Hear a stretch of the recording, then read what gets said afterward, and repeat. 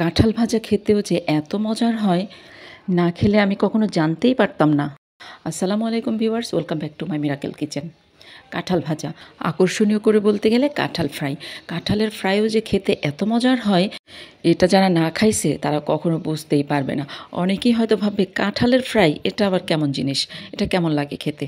এটাও কিন্তু খেতে ভীষণ মজার হয় যদি খুব মজা করে করা যায়। আর এই কাঁঠালের ফ্রাই করতে গেলে কিন্তু কাঁচা কাঁঠাল লাগবে, আর সেটা হচ্ছে একদম কচি কাঁঠাল হতে হবে। কাঁঠালটা যদি পরিপক্ক হয়ে যায় তবে সেটা দিয়ে কিন্তু কাঁঠাল ফ্রাইটা খুব একটা ভালো হয় না। তো একদম কচি কাঁঠাল হলে সেই কাঁঠালের ফ্রাইটাই সবচেয়ে বেশি ভালো হয়। আমিও কিন্তু প্রথমে ভেবেছিলাম যে কাঁঠালের ফ্রাই সেটা খেতে জানি কেমন লাগবে, এটা আবার খায় নাকি মানুষে। কিন্তু পরক্ষণেই আবার ভাবলাম খাবারটা যেহেতু হালাল, খেয়েই দেখি না কেমন লাগে। যদি ভালো না লাগে পরে আর খাবো না। আমার অতি আগ্রহ থেকেই আপনাদের ভাইয়াকে বললাম যে আমাকে একটা কাঁচা কাঁঠাল এনে দাও, আর তারপরে সেটা দিয়ে কাঁঠাল ফ্রাই করে খেয়ে দেখলাম। আসলেই অসম্ভব মজার, অসম্ভব মজার। যারা ভাবছেন কাঁঠাল ভাজা কি খায়, কাঁঠাল আবার ভাইজা খাইতে পারে, এটা আবার কেমন খাবার, তারা একবার হলেও ট্রাই করবেন।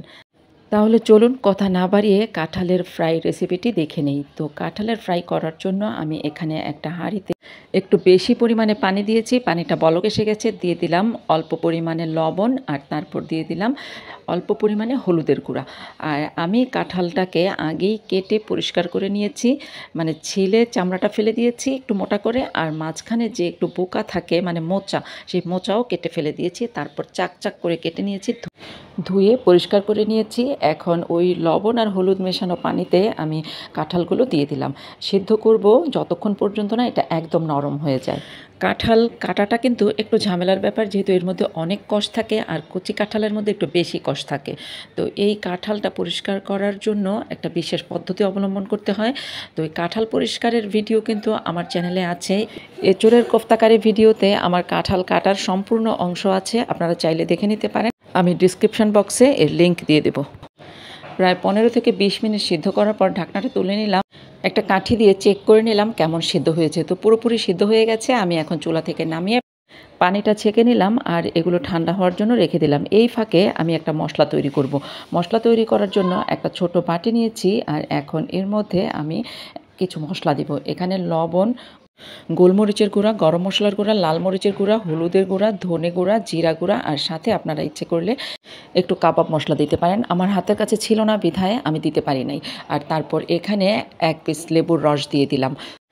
তারপর দিয়ে দিলাম এখানে একটা ডিম, আর সেই সাথে সাথে দিয়ে দিলাম অল্প একটু সরিষার তেল, আর তারপর কাঁটা চামচ দিয়ে ডিমটাকে সুন্দরভাবে ফেটিয়ে মশলার সাথে খুব ভালোভাবে মিশিয়ে নিলাম। মশলাটা মেশানো হয়ে গেছে, আর এইদিকে কাঁঠালগুলোও খুব ভালো মতো ঠান্ডা হয়ে গেছে। তো কাঁঠালগুলো আমি নিয়ে নিলাম, আর এখন যেই মশলাটা রেডি করলাম সেই মশলাটা প্রত্যেকটা কাঁঠালের 2 পিঠেই খুব ভালোভাবে লাগিয়ে দিব। চামচের চেয়ে হাত দিয়েই মশলাগুলো কাঁঠালের গায়ে লাগানোর সুবিধা, তো সেই জন্য আমি হাত দিয়েই খুব সুন্দর করে মশলাগুলো লাগিয়ে দিলাম। সবগুলো মশলা লাগানো হয়ে গেছে। কাঁঠালগুলো ভাজার জন্য একদম রেডি। এখন ইচ্ছে করলে আপনারা ম্যারিনেটের জন্য 15-20 মিনিট রেখে দিতে পারেন, না রাখলেও চলবে। সময় কম থাকলে সাথে সাথেই ভেজে নিতে পারেন। তো আমি ছড়ানো একটা ফ্রাই প্যান বসিয়ে দিলাম, আর তার মধ্যে আমি পরিমাণ মতন তেল দিয়ে দিলাম। অনেক বেশি তেল দেওয়ার কোনো প্রয়োজন নেই। তো অপেক্ষা করব তেলটা গরম হওয়ার জন্য। তেলটা পর্যাপ্ত পরিমাণে গরম হয়ে যাওয়ার পর আমি কাঁঠালগুলো এভাবে তেলের মধ্যে দিয়ে দিলাম।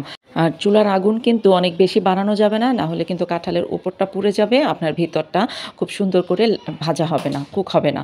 তো সেই জন্য মিডিয়াম টু লো হিটে ধীরে সুস্থে কাঁঠালগুলো ভেজে নিতে হবে, একটু সময় নিয়ে ভাজতে হবে, যাতে ভিতরটাও খুব সুন্দর করে ভাজা হয়। এক পিঠ ভাজা হয়ে গেলে উল্টে দিলাম, একটু লাল লাল করে ভাজতে হবে। আবার খেয়াল রাখবেন যাতে কালো কালো হয়ে না যায়, কালো কালো হয়ে গেলে আবার কিন্তু একটু তিতা তিতা লাগবে। একটু লাল লাল করে ভাজলেই সেটার খুব ঘ্রাণ আসবে। 2 পিঠ উল্টে পাল্টে খুব ভালো করে আমি ভেজে নিলাম।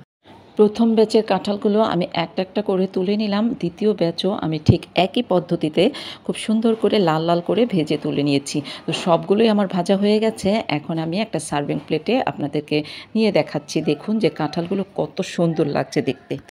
এই কাঁঠাল ফ্রাইগুলো কিন্তু শুধু দেখতেই সুন্দর না, খেতেও অনেক মজা হয়েছে। আপনারা ইচ্ছে করলে বিভিন্নভাবে খেতে পারেন। মেয়োনিজ দিয়ে খেতে পারেন, যে কোনো ধরনের সস দিয়ে খেতে পারেন। সুইট চিলি সস দিয়ে খেতেও কিন্তু এটা অসম্ভব মজার। আর এগুলোকে আরও চটপটা স্বাদের করতে হলে চাট মশলা এভাবে সুন্দর করে ছড়িয়ে দিতে পারেন। আর যদি চাট মশলা হাতের কাছে না থাকে তাহলে চটপটি মশলাও দিতে পারেন। চটপটি মশলাও যদি না থাকে তাহলে নুডলসের যে মশলাটা আছে সেই মশলাটাও দিতে পারেন। খেতে দারুণ লাগবে। রেসিপিটি ভালো লাগলে চ্যানেলটি সাবস্ক্রাইব করে রাখতে পারেন পরবর্তীতে আরও সুন্দর সুন্দর মজার মজার রেসিপি পাওয়ার জন্য। তো আজকের মতো এই কাঁঠাল ফ্রাইয়ের ভিডিওটি এখানেই শেষ করছি। আবার দেখা হবে আপনাদের সাথে নতুন কোনো ভিডিওতে নতুন কোনো রেসিপি নিয়ে। ততদিন আপনারা ভালো থাকবেন, সুস্থ থাকবেন, মিরাকেল কিচেনের সাথেই থাকবেন। আল্লাহ হাফেজ।